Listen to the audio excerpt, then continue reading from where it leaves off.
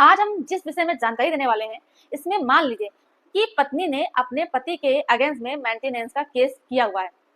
और पति अगर असमर्थ है खर्चा देने में, मेंटेनेंस देने में, और वो मेंटेनेंस नहीं दे पाया है, तो ऐसे में क्या होगा।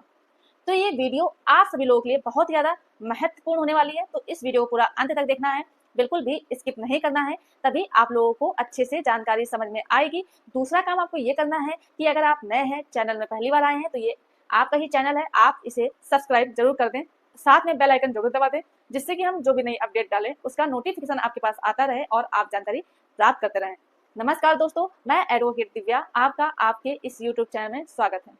ज्यादातर केसेस में क्या होता है कि पति पत्नी का जब आपस में वाद विवाद बढ़ जाता है,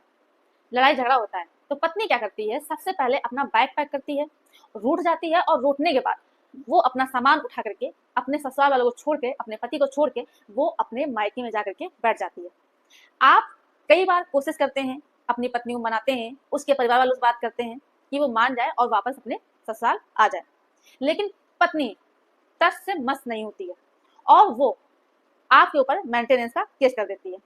जब पत्नी मेंटेनेंस का केस करती है, उसके बाद आपके पास आता है सम्मन। जब सम्मन आता है तो आप कोर्ट पहुंचते हैं और आप अपना जवाब दाखिल करते हैं। इसके बाद केस चलता है और आपके ऊपर मेंटेनेंस बांध दिया जाता है। और मान लीजिए कि एंट्रीम मेंटेनेंस आपको बांधा गया है या मेंटेनेंस बांधा गया है कि पर मंथ आपको इतना रुपए देना है, और आपकी उस टाइम स्थिति इतनी अच्छी नहीं है, या आप असमर्थ हैं, या आपकी इनकम कम है, और जो ऑर्डर हो गया है कोर्ट के द्वारा वो गलत हो गया है, आपकी इनकम जितना है उससे ज्यादा आपके ऊपर मेंटेनेंस लगा दिया गया है और आप अपील पे जाना चाहते हैं, आप मेंटेनेंस नहीं दे पा रहे हैं अपनी पत्नी को, और जब आप पत्नी को मेंटेनेंस नहीं देते हैं तो पत्नी सोचती है कि जितना ऑर्डर आया था मेंटेनेंस के लिए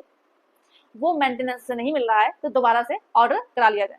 तो उसके पास जो ऑप्शन रहता है वो रहता है एग्जीक्यूशन का। तो इसमें होता ये है कि जब कोर्ट द्वारा ऑर्डर दे दिया जाता है मेंटेनेंस देने का और पति के द्वारा मेंटेनेंस नहीं दिया जाता है, तो पत्नी एग्जीक्यूशन के थ्रू वो ये चीज बोलती है कि ये जो केस है आपके कोर्ट में लंबित है, आपके द्वारा ऑर्डर भी दे दिया गया था मेंटेनेंस देने का, फिर भी पति मेंटेनेंस नहीं दे रहा है, तो मुझे मेंटेनेंस जो है बाकी रह गया है, तो मुझे सारा मेंटेनेंस दिलाया जाए। यानी कि आपके ऊपर दो केस हो जाएंगे। आपका जो एक केस चल रहा है मेंटेनेंस का, वो तो चलेगा ही, उसमें ये बोला जाता है कि आपको इतना मेंटेनेंस देना है, लेकिन जो एग्जीक्यूशन का केस पत्नी के द्वारा डाला जाता है उसमें सिर्फ मेंटेनेंस या जो पैसा आपका बकाया है वो देने की बात कही जाती है। यानी कि अगर आप मेंटेनेंस नहीं देते हैं तो पत्नी आपके अगेंस्ट में एग्जीक्यूशन का केस कर सकती है, जिससे कि आपसे वो मेंटेनेंस ले सके। और एग्जीक्यूशन के केस में अगर आप मेंटेनेंस नहीं देते हैं तो आपकी संपत्ति की कुर्की भी हो सकती है, पुलिस कार्रवाई भी कर सकती है, तो उसमें आपको पैसा देना ही होगा। तो अब आपको अच्छे से बात समझ में आ गई होगी कि अगर आप मेंटेनेंस के केस में आपके अगेंस्ट में ऑर्डर आ जाता है कि आपको इतना मेंटेनेंस देना है, तो पत्नी आपके अगेंस्ट में एग्जीक्यूशन का केस कर सकती है अगर आप मेंटेनेंस नहीं देते हैं। तो अगर मेरे द्वारा दी गई जानकारी आपको पसंद आई हो तो वीडियो को लाइक जरूर कर दें, ज्यादा लोगों को शेयर कीजिए, और अभी भी अगर आपने चैनल को सब्सक्राइब नहीं किया है तो ये आपका ही चैनल है, आप इसे सब्सक्राइब जरूर कर दें। धन्यवाद।